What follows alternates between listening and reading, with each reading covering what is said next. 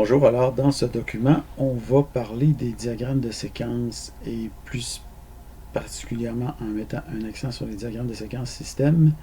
Donc, certains d'entre vous auraient probablement déjà vu ces diagrammes-là dans le cours de programmation réseau. Peut-être même que vous avez vu ce document-là que je vais vous présenter aujourd'hui, ou encore un quasi équivalent, parce que, enfin, il y a des fois des autres profs qui récupèrent un peu mes documents. Donc, je suis désolé si c'est un document que vous avez déjà vu, mais j'ai apporté des petites modifications nouvelles, mais bon, c'est pas grave. Disons qu'une répétition ne peut pas faire de tort. De toute façon, c'est pas très long. Donc, d'abord, voici la classification des différents diagrammes UML. Donc, le diagramme qu'on présente aujourd'hui, c'est le diagramme de séquence système. Un qu'on a déjà vu, c'est le diagramme ici des cas d'utilisation, Use Case Diagram. Donc, séquence. En fait, diagramme de séquence, mais enfin, séquence système, on va revenir là-dessus. Mais voilà, ça, c'est les diagrammes importants qu'on va voir dans le cours. Donc, ces diagrammes-là, principalement le diagramme de séquence système, est utilisé dans le domaine de l'analyse comme, disons, un outil connexe avec les récits pour, disons, comprendre comment se déroule notre programme. Alors ici, on a un exemple de diagramme de séquence. Donc, dans des diagrammes de séquence, principalement, on a des participants ou des acteurs, si vous voulez. Donc, par exemple, ici, on a un guichetier, on a le système d'information et on a le système central qui est comme un... Là, on a mis un bonhomme dessus, mais c'est un autre système. C'est un acteur, mais un acteur, disons, informatique. Alors, ici, vous avez un exemple d'une séquence système, si on veut, ou d'une séquence pour, par exemple, retirer de l'argent. Donc, le guichetier va saisir le numéro de compte. Ensuite de ça, bon là, ici, le guichetier, en fait, c'est même pas une personne qui retire au guichet, c'est comme quelqu'un qui retire de l'argent pour un utilisateur qui se présentera au comptoir. Donc, le guichetier va saisir le numéro du compte du client sur sa machine. Il y a une demande qui va être faite pour valider le compte auprès du système central, qui va dire que le compte est valide, et qui, après ça, le système va demander le type d'opération au guichetier. Le guichetier va, suite à cette requête-là, demander un retrait en espèces de 200 euros. Vous voyez que c'est un exemple français. Ensuite de ça, le système va demander d'effectuer un débit au système central. Le système central va répondre comme de quoi, effectivement, le compte a été débité. Et finalement, le système va donner au guichetier l'autorisation de délivrer les 200 euros à la personne qui s'est présentée au guichet. Donc, c'est assez clair. OK.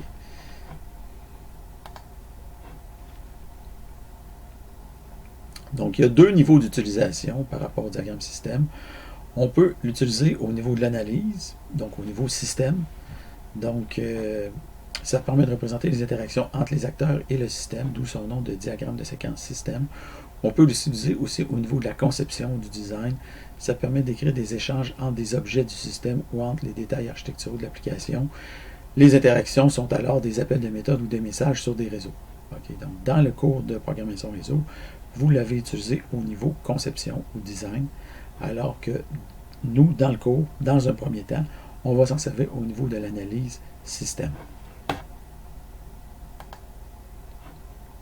Donc, au niveau analyse, c'est ce qu'on vient de voir comme exemple. Au niveau conception, on aurait par exemple un acteur qui effectue une action sur un dialogue. Le dialogue va effectuer une opération sur un contrôleur.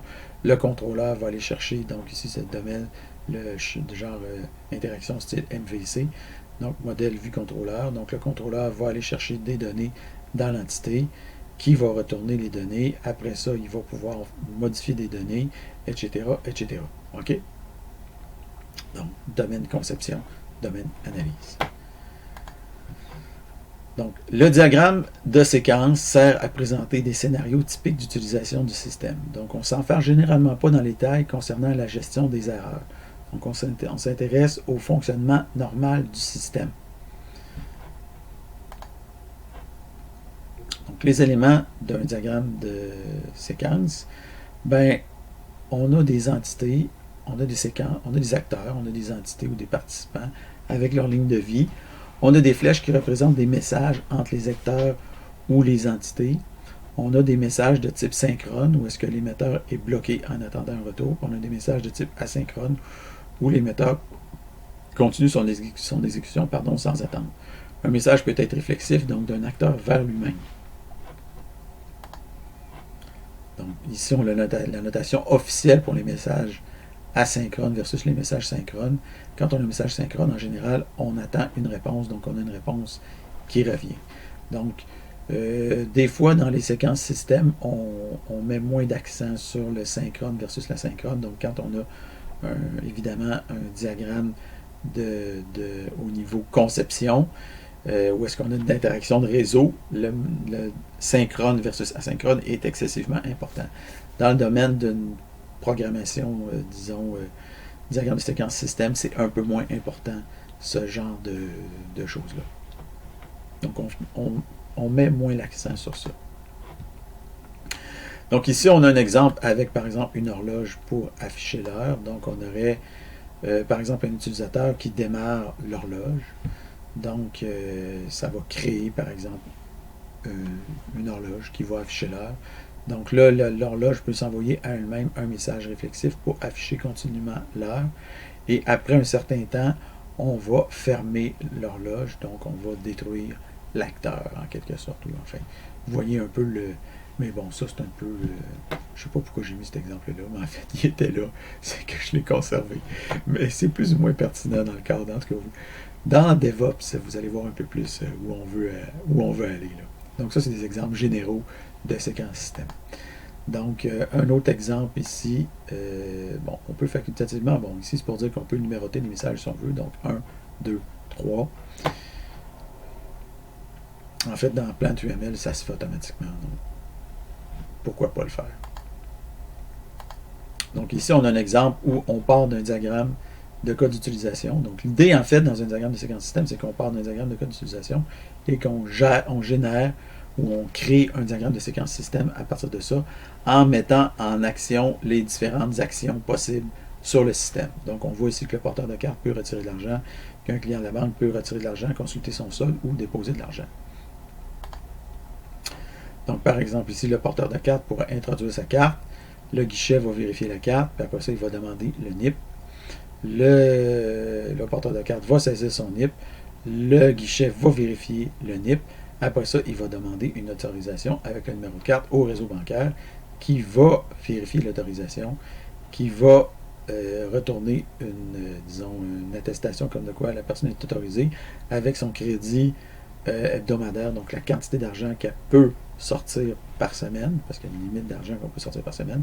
Et après ça, le guichet va demander le montant au porteur de carte. On pourrait avoir la suite. Après ça, le porteur de carte pourrait saisir le retrait, le montant du retrait.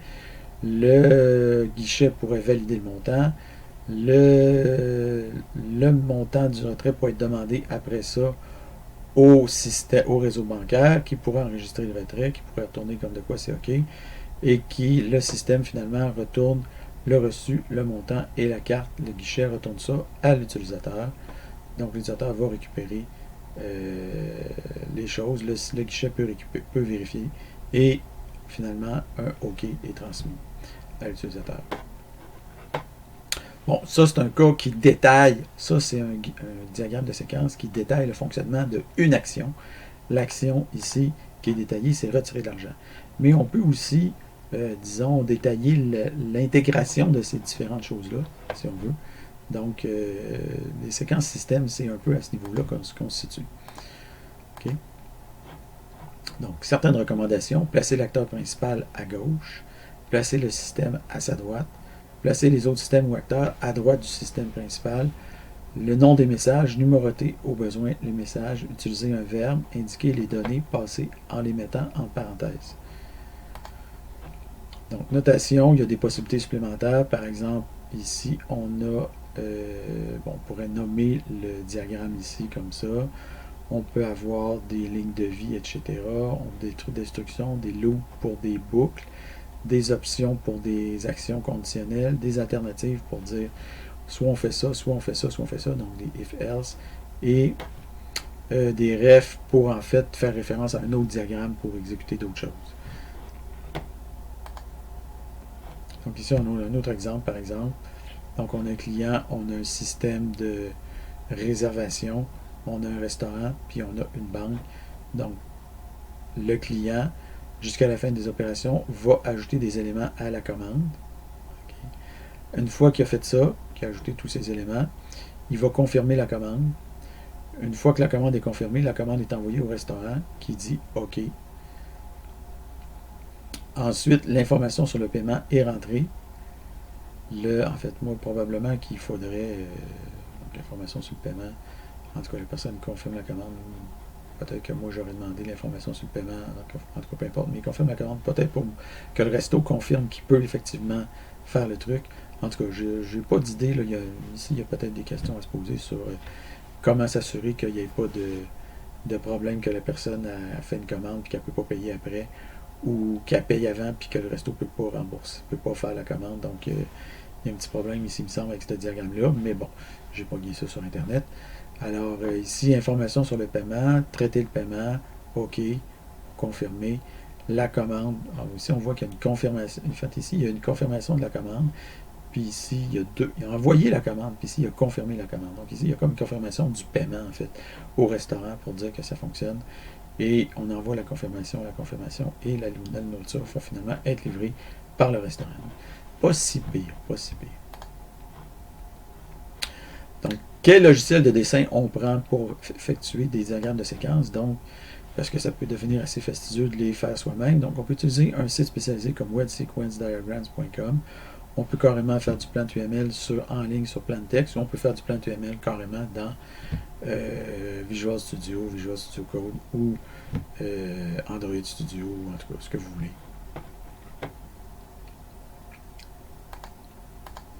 Alors voilà, c'était la fin de la théorie.